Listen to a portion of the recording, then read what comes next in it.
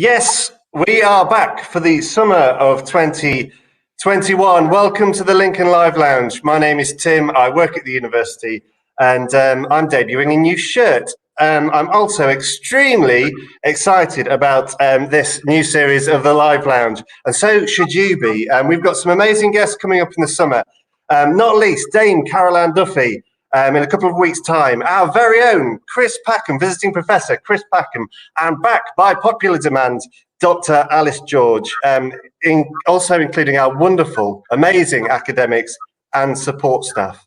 Talking of which, look who's joining us today. DJ, chart topper, and senior technician at the University of Lincoln, Craig Bratley. Craig, welcome to the Live Lounge. Hello, thank you. That was a very nice segue, by the way. I like that segue. That was well done. Thanks. I almost rehearsed it. We are absolutely privileged to have Craig with us today. Craig is a renowned DJ, and he recently reached #1 in the dub charts with his latest single. But alongside his established music career, Craig helps next generation of DJs, producers, honing their skills at the University of Lincoln. He works as a senior technician in the College of Arts here at the University of Lincoln, where he supports students studying music and audio production at the university's on-campus recording studios. It's amazing to hear that. We have absolutely fantastic facilities here at the University of Lincoln, and even more than that, we have amazing people such as Craig. And guys, you have the chance today to talk to him. So please put your comments in the comments section, put your questions in there, and I will endeavour to get the answers out of Craig. Whatever you might want to ask him at all, anything about the university, in fact, we will answer those questions as best we can. Indeed, it comes to me to tell you that you can still apply for places at the University of Lincoln. Come and visit us, come to an open day, come and see this amazing place that we have here, amazing city, fantastic university. Get on the website, book your place, and come and say hello. You'll see on our social media feed loads and loads of people who've come to the city, come to the university and fallen in love with it. So please do get in touch, and we will we'll give you a tour. Right, let's get on with this then, shall we, Craig? Yeah. I've got I think we will just start with a first question. Just give us a bit more of an idea of what you do here at Lincoln and which students you support and help. Right, I'm the senior technician for audio and radio technologies, which involves everything from speccing up equipment or replacing equipment to building facilities, speccing up the acoustic treatment, installing software, supporting the students in the use of the facilities in the software. So we've also got a Foley suite, so I do workshops in there. But I don't just support the audio and radio sound, because the facilities are also open to the sort of animation students. So they'll come and learn how to do Foley, and they tend to get the courses to try and work together. So the sound guys might provide, the sound for the animations and vice versa. And then we have the radio studio. So I occasionally help out with the media course and just various things really. Fantastic. I think that's really interesting. We'll get onto that later about, actually, it's not just about music. It's not just about music production. There is a broad church, the width and breadth of the type of things that Craig helps students to do. And I know that from some of the alumnus that we speak to who've come across Craig in the past that are all in different careers across the industry. Craig, I've just noticed your studio, that you're at home, yeah? Yes. You've just give us an idea about your setup. What have you got? I've just moved, so it's a bit of a mess. And I must admit, I'm addicted to buying equipment, so you can't see half of the racks here. But I've got an SP16 sampler, RD8 drum machine, a modular synth, a Behringer Pro 1, a JDXA, which is a Roland, a Prophet 3, a Prophet 6. There's loads of effects, pedals, and all sorts. Yeah, it is a problem. I don't know. It's almost as if you could draw a technician's bedroom or something like that. It would be full of these kind of pedals and Yeah. That's what I do for a living. No. Yeah, completely. I was going to say, do you live on your own? But no, let's not go down that road. Yeah, and yeah, God forgive your neighbours. Big hi to Ahmed. Hello, who's just saying hello in the chat. If you do want to just say hello, that's very nice. We'll do that. Yeah, we can't really get past the fact that you've had some recent success, and we're really, really proud of having amazing people at the University of Lincoln. And when one of our own has this brilliant career, and you make amazing music. I said I was talking to you the other day, I was listening to the Isolation Station throughout the day, and it was just beautiful. If you do get a chance, guys, just go on to Craig Bratley's SoundCloud and go and listen. It's absolutely amazing. But where did it begin for you? And let's talk about music first, not necessarily at the university, about your music. Where did it begin for you? How far are we going back? No, as far as you want to, my man. Go on. I was always into music, sort of like my friends got me into this. Is I'm giving away my age, electro. Yeah. You know, taking lino to the park and breaking and things. And my brother was into New Order and things like that. Then I sort of got into a bit more poppy. So you know, and then about 15 or 16, like the electronic dancing kind of exploded. A lot came, you know, rave came along, and so I bought some turntables, and some of my friends like had bought bits of equipment because they was into hip hop. Or one friend had a studio in his back garden because him and his dad played in a pub band, and so right. I'd kind of go in there and play around and sort of think, you know, I wanted to be a DJ, and then seeing that side of it sort of picked my interest up. But obviously, I was talking to you before, the kind of opportunities that are available now weren't available then. So for me to say, right, I'm in Grimsby, I want to be a sound engineer or a music producer, it was kind of like, I don't know what you're on about. There was no courses available. Yeah. So I went off to do I went off to do business studies, of all things, in Newcastle. Right. And while I was there, I kind of was thinking, this isn't for me. But while I was there, I started buying things like drum machines. And then I found that there was actually a course there.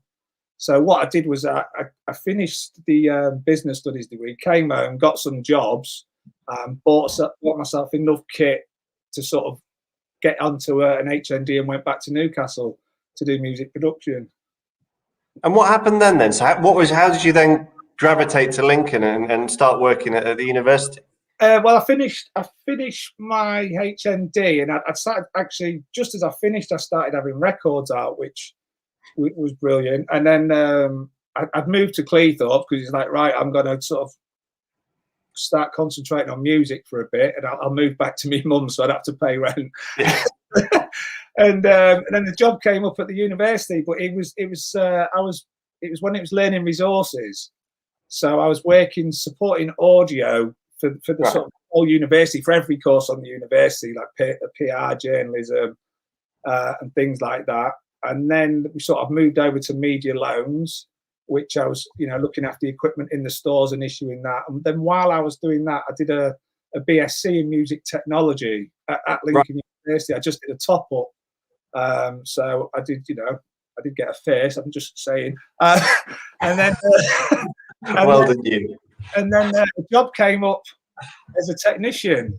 So I ended up getting that. So that's fantastic. And we've got some amazing stories. That's not just in the arts or music, but again, I did a live lounge with a couple of lecturers who've come back and got their masters, and now they're lecturers at the universities in any type of field. I think it's that kind of spotting talent and potential, and fantastic story. A little bit of a tale as old as time, really. Person works in a particular area, trains in a particular area, ends up getting a job in it. It's tried and tested.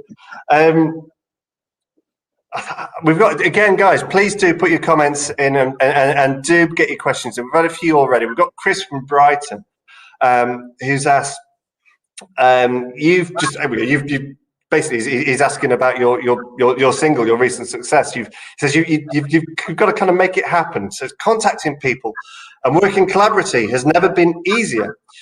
You've just reached #1 in the charts, and that was with No In Between, which features the vocal talents and lyrics of singer-songwriter Amy Douglas. Amazing. She's previously worked with Horse Meat Disco, Roshan Murphy, Luke Solomon, and Soul Clap.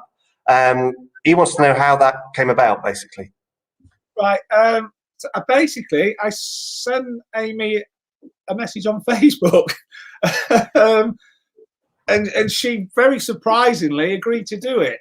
And obviously, she I think a part of it was some friends of mine had supported one of their singles at a festival they run and helped the sort of single blow up, and I was kind of associated with them slightly, so I kind of maybe had a little bit of sort of weight to myself asking her, and she agreed to do it.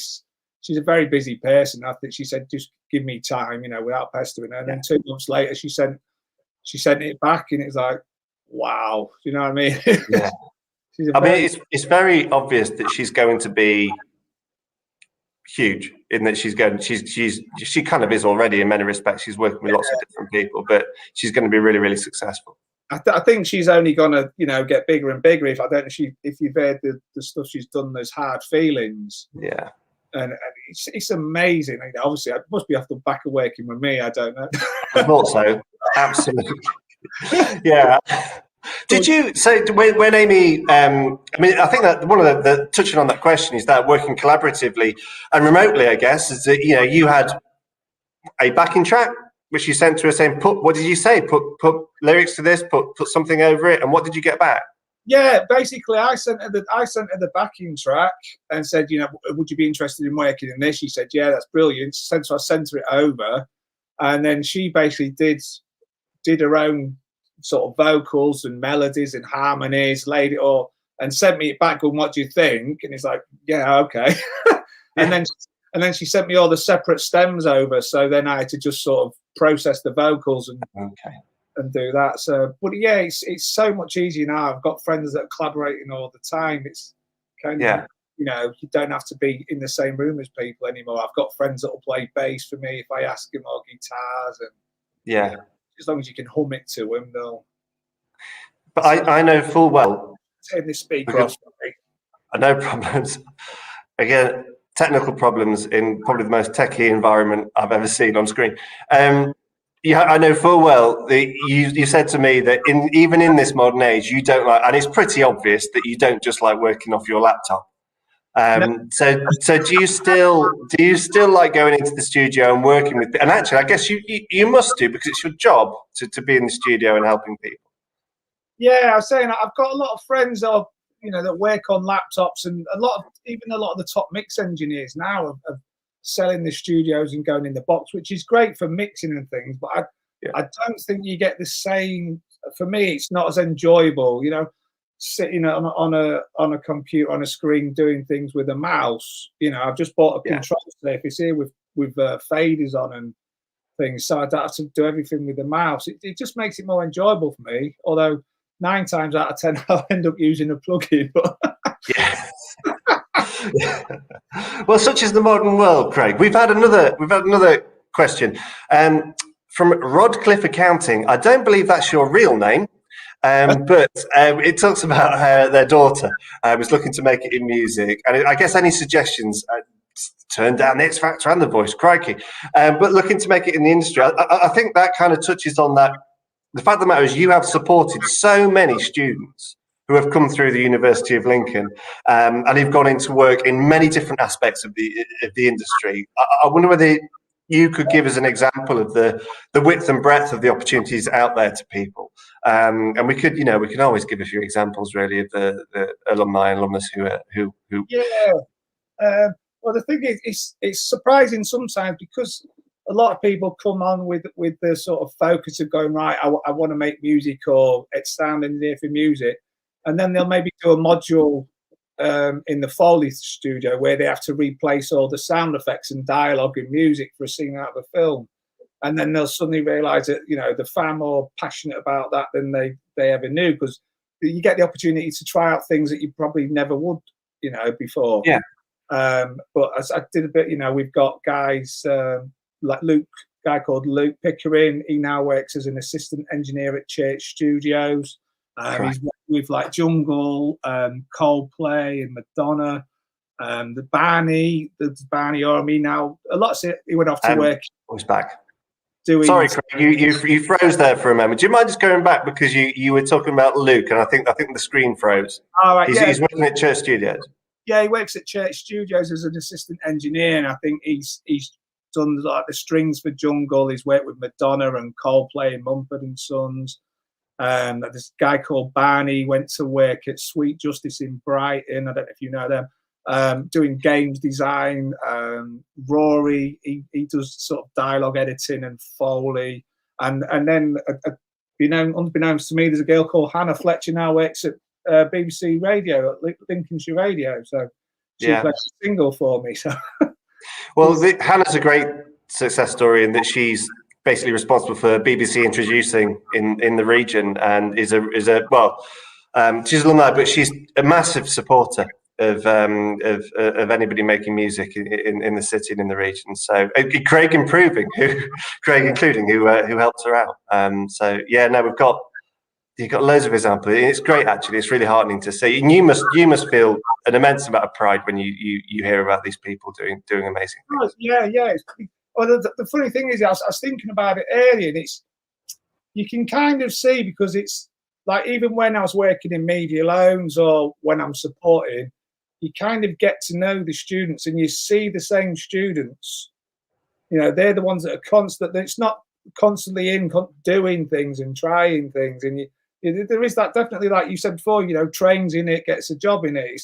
It's not just a matter of, I don't think, doing the course. It's about really taking advantage of what we've got and building. I often think that about a number of courses actually at the university, and that it's not until probably the same thing for me, but it's not until you get to university and you suddenly witness all this, and you can take everything in, including the facilities, and you have a chance to try things out and have a go at things, and then you kind of find your route. And it must be the same in many disrespects, just in that kind of narrow area of music production, that it's not just about making music for yourself, making music for other people. It could be about film. It could be about being a technician in a studio, etc.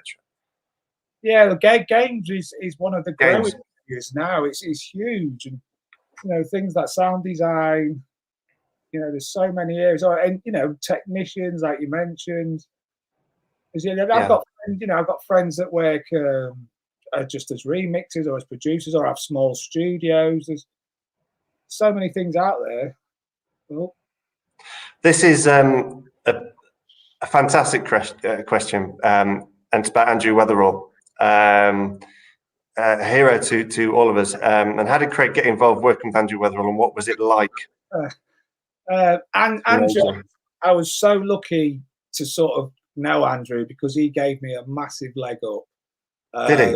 Yeah, he was always supporting my music, and he did an interview and he said there's two people to watch out for. It's like me and Daniel Avery. Wow. And it's slightly better, but no. He put one of my tracks on a compilation for Ministry of Sound, and the label that I was on, I kept saying, no, he must be your remix he's put on. He said, no, I'm telling you, he's put yours on. And he was playing in Manchester, so I thought, right, I'll go over and see him and sort of thank him for doing it. Obviously, it got a bit worse for wear and embarrassed myself in front of him. But then sort of slowly would see him out more, and then one day I'd done a track and I'd sent it to Tim, who he's working with as the Asphodels, and they really liked it. And there was a festival in Skipton that Andrew was playing at, and just before he went on, I was chatting with him, and he played my record, and he said, I want to sign it there and then. Wow. And I said, you can have it as long as you start a new label called Weathers Original. He never did he? Funnily enough, he didn't. No. But he still signed the record. And then, he was so supportive from that day on, just constantly. I could, send him records and he'd give me advice, or, doing remixes for me, probably a tenth of the cost or what he was the people. So I will always be grateful, for what he helped me out with. It must be lovely, even just people saying nice things about you, people who you've kind of grown up listening to the music and respecting, and even like the reviews for your latest single, that Don Letts. Yeah, what a legend! that must be fantastic. That's one of the things. It's kind of it's always nice to see people getting into your music, but when it's someone that you really sort of respect, and it sort of gives you that sort of sense of satisfaction, because it's not always straightforward. That record, I sent it to a number of people, and this is one of the things I was going to say. Just trust your own ears, because I've sent it to that many people, and it got knocked back. Yeah. By so many people saying it's all right, blah blah blah, and then you'll get it to the right person, and it's like, this is brilliant. It's the same thing with the record I did for Weatherall's label. I sent it to various labels, and people's going, all right, it's all right, it needs something. Next thing, Andrew Weatherall plays it, and it's probably one of the most popular things I ever did. Yeah. No, it must be amazing, and by the same token, I don't want to kind of embarrass any of the students at the University of Lincoln, but there must have been occasions when you've been helping people out, and you've kind of been blown away or really impressed by stuff that people have done at the university and work that the students have done. Oh yeah, there's guys doing all sorts of things. I remember there was a young lad that was doing sort of grime a few years ago, and he ended up working with one of the guys from Fabric and stuff. And you just think, the music's incredible. They're 20 years younger than me, and the production's just yeah. And it's like, how does that annoy you, Craig? How is this possible? But then I was reading an interview, I think it was Disclosure or someone, and they've been playing and making music on Fruity Loops since they was 12, or it's like, wow. Yeah. For me at the time, we was lucky to have an Atari with Pong on it. Yeah, you're preaching to the choir there, my man. To be fair, it's actually in any field, and especially in the arts. They need our support at the moment. The students are just absolutely amazing here at Lincoln. It's great to hear. Now, Craig, I'm just touching on that in regards to kind of the arts needing our support and having a duty to get out there and support local venues and whatnot. You DJ all over the country, indeed all over the world, which is amazing. And we're seeing venues open up again, even here on campus at the University of Lincoln, whether it just be bars, but the Engine Shed, and seeing those dates come in, confirmed dates for bands to come and play and DJs to come and play, which is fantastic. How excited are you about that coming back into fruition and about the next year? And how do you think the industry is adapting, basically, to the challenges that we face now? Well, if I tell you, I nearly went full Kevin Bacon when they played Footloose in Asda's the other day. That's how exciting. Feel free. Go on. People are desperate to get out there. I don't doubt it. But as a practitioner yourself, you must be, chomping at the bit to go and play. Well, yeah, because part of the thing is, obviously, when you're making dance music, part of the thrill of that is playing it in front of people or seeing someone else play it and seeing the reaction of the crowd, which you compare that to someone playing it on a stream and somebody putting a fire emoji on there. It's not quite the same, it's all part of why you do it, is to be there, as that scene and with friends, and it kind of takes it off. So I think that's really true. I forget who said it now, but I think he said basically their job is to play the music, but they get to look out on the crowd reacting to it and having the best time of their lives, and that live experience is something else. And I can't get back to doing that myself and going to gigs at the very least. You've seen other bands as well? We've seen an example of I think it was the Sleaford Mods who were selling tickets for £5 for people who are struggling, and just to get people back and doing the things and ensuring that musicians can get out there and people can go and see them. Is that something that you've considered yourself? Have you seen people in your particular area of music, in dub, who have done the same over lockdown and ensured that people can still hear their music and experience it live? Yeah, I know, like Doc Scott, drum and bass DJ, he does a live stream, I think every 2 or 3 weeks, and you do donations, but he's giving 50% to like charities. I've got a friend who do it, buy me a cup of coffee, so he does donations. Yeah. I always, because I'm working, I kind of didn't want to do it because it's like I've got an income coming in. There's people I know that haven't. That is their day job is DJing and producing. So, I kind of felt a bit weird me sort of going, "Oh, give me your money." Yeah, they need it a lot more than me. Yeah, but yeah, it's clever. I don't know if you saw they did a trial in Liverpool the other week. Yeah. So that's sort of helping. And Daniel Avery's just done something in London where you had to be tested, and then you got put in bubbles. So I think it's slowly coming back, but I think people are desperate. Yeah, no, I think it's going to be. Well, I think we've seen it in other areas, such as with cinemas coming back and them absolutely selling out, really, really quickly. We're going to, I think any gigs that come online in the next, and I know full well that the Students' Union, all those gigs have been sold out like that really, really quick. So there is definitely an appetite for it. Just look into the future, Craig. What are you working on now? What are you working towards? I have just finished a project. I do have a girlfriend. With my girl, I don't live alone. Well, I do. She lives in Brighton, but we've just done. I managed to coax her into doing some vocals for me. All right. So it's like an electro project, and that is coming out. And I don't know if you know 2020 Vision in Leeds. All right. Okay. Ralph Lawson, he runs the Electronic Festival, and was at the start of lockdown. He started a series of releases called Exit Planet Earth. Right. It's like a limited series of electro things to sort of tie in with lockdown and the mood that he was in, and that's been a really good series. And he's signed that one off us. So. Fantastic. So that'd be. When's that going to come to fruition? When are you looking to release that?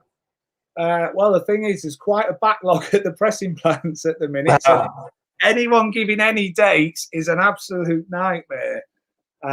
It's because vinyl's becoming so popular again. I've got a friend that's a distributor, and I was chatting to him at the weekend, and the majors have kind of done a lot of presses again now. So all the independents that kept the plants going, now been kind of, well, you'll have to wait until we've done this.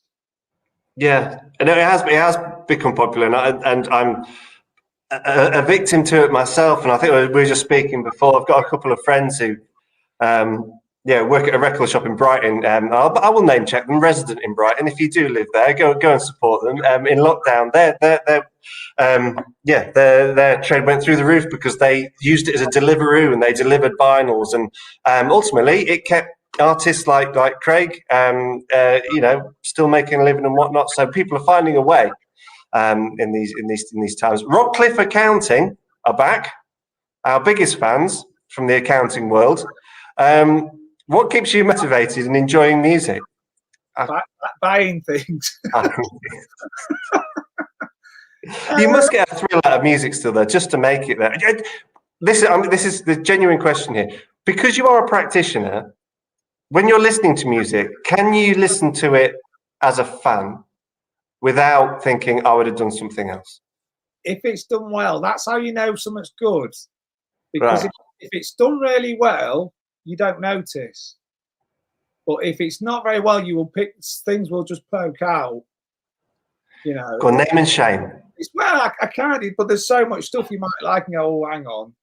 But that's the nature. Like most people will always try and have it's like if I send someone to friends or something, they'll go, have you tried that? It's like, I don't want your input. I just want to know if it sounds mixed or.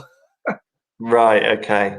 Yeah. No. If it's good, but I think the thing is, the thing about music is you're always learning, so you're always finding out new techniques or something new about production or going off down different genres. You know, I've made dance music or chill out music and electro, and then I might go off and go, right, I'm gonna make a dub track today. So Yeah. that will involve just basically researching dub, listening to loads of dub, and it just keeps it fresh rather than, you know, some people just tread that same path all the time with I'm going to make a record that kind of sounded like the other one, but I've changed. And that's I get bored doing that. That's why you know, it's hard sort of, it's like not trying to be pigeonholed, just keep trying different things. Yeah. Which is probably confusing for people that want to buy your music because they're expecting one thing maybe, and then they go, "Oh, hang on, it's a dub record." It's Well, is that not part of the danger of being an artist, though, in that you ultimately it's got to come from you, and you've got to do what you love, surely. Yeah, that's the thing. But I think some people do sometimes get on that, especially in dance music, they'll get on that treadmill where it's just the same genre, the same tempo, and it's, you know, Yeah. I think sometimes I come in and I'll start doing a 4/4 kick drum. And it's like, oh, no. Not today. Is that do you? I mean, that's fascinating to me, because you must have students who come in and ask your advice. And what do you tell them? Do you say, well, here's what someone else has done, or is it a case of all these are, you know, at your disposal? Do what you love. And if you want my advice, this is how you make that sound. This is how you pull that together. Yeah, there's certain techniques that are tried and tested, so you can always drive someone to that. You know, but then it's like, I can't remember who said it. The rules are there to be broken, so if you know them, you know, get rid of them. It's yeah. Are you how do you cope with the modern world in regards to commentary upon commentary, Craig? Because I think as an artist, you have to put yourself out there. Yeah.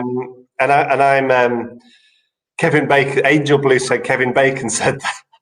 There's a very heavy Kevin Bacon theme going through today's Live Lounge.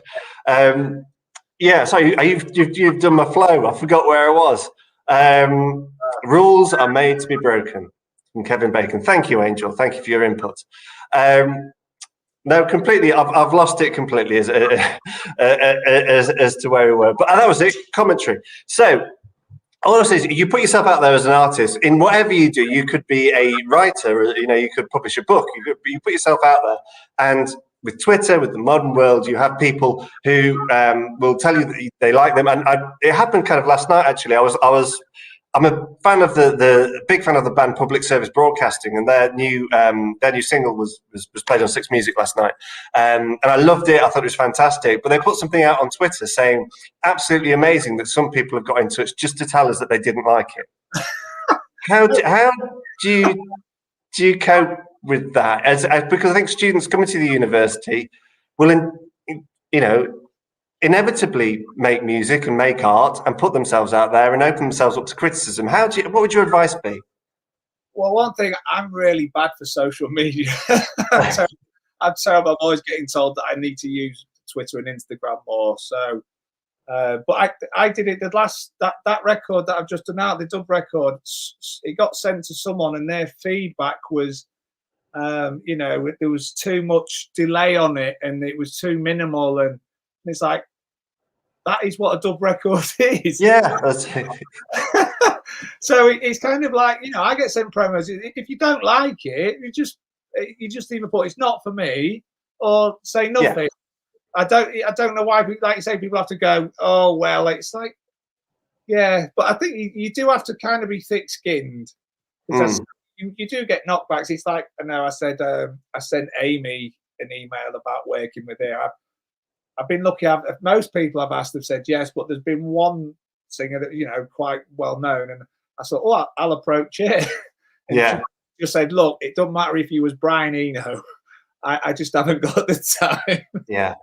So, you know, and there's records I've had knocked back, and you sort of have to keep dealing with it. But, you know, just tend to forget and move on. Yeah. I forget which actor who said it, or said, but I think something along the lines of, people don't remember you for the auditions, the parts that you didn't get. They'll remember you for your successes and what you did well. So, keep your chin up and keep going. I used it for unfair. I just used it as publicity. I just quoted the bad. I've noticed that, yeah. Well, Stuart Lee, who we've had on here, does exactly the same thing, doesn't he? And it kind of works for him. Yeah. What can you do but laugh? And maybe it's not for him. That's all subjective, isn't it? People like what they like and don't like what they don't like. A really good question that's come in about, what would you recommend courses, etc., for undergraduates for singer-songwriters and performers? And not actually just for singer-songwriters and performers, but for anybody. Is there specific courses at Lincoln that you'd recommend? That you obviously support lots of people and lots of people in college parts. If for someone sort of wanting to go in that direction, I would probably recommend the music degree, right? The BMUS music degree, unless they wanted to, open up more things, more, see more things, try different things. But if they were specifically wanted to focus on performing and singing, then it's definitely the music degree, I would imagine. And what about something else? So because obviously it's not just the music degree. There's guys, go online, get our prospectus. You will see all the different courses that are there. We can work through a couple of them, but say someone comes to you and says, I like what you do, I want to do what you do. What course are you recommending? I would, definitely sound and music production degree. Yeah. There's electronic music production elements in there, there's all sorts of things in there. Can you give us a bit of a flavour about the experience that people would get in that degree as well, in terms of the facilities that they're going to get to use and the modules, the different type of modules as well? In terms of facilities, we've got a 24-channel analog mixing desk in Studio One. That's running Pro Tools. Then we've got things like Melodyne, Trigger software, Omnisphere, Trilogy. That's AM8024 desk, so it's quite a weighty desk. Studio 2 is a sort of cut down version of that. It's a 12-channel analog desk, both with live rooms and dead rooms. We've got the Foley Theatre, which is used obviously for Foley. So you've got a control room, a Foley room, a dialogue replacement room, editing suites. We have a Mac lab with 16 machines in and on there. You've got Ableton, Logic, and Pro Tools. So a lot of the. Is this free? So people aren't necessarily doing this course, but obviously when you go to university, I didn't do music at university, but I was still in a band. I still, got heavily involved in that side of things. Is it open to other students as well who might want to get involved? The studios tend not to be, because of the demand, and you have to have. Part of you have to have workshops to go in the studios. Mm-hmm. You have to sort of be validated just to prove that that you can go in there. So it tends to be specifically students of those courses. Anyone wanting to get into Foley and try things like that, say we encourage that, because we work with the media production students on their films, or the graphic students, or the animation students. Yeah. No, and again, we would always encourage people to go and experience as much as you possibly can when you come to Lincoln, because there are so many opportunities. Right, Craig, we're going to do a bit of time traveling, if that's okay with you. We say it to everybody, but you've gone back in time and you've got the opportunity to talk to your 18-year-old self. Now, don't use the cop out and do, well, my 18-year-old self wouldn't listen to me. Right. Don't do that. What would that one piece of advice be? You've got one piece of advice to give to your 18-year-old self. You don't need those purple trousers.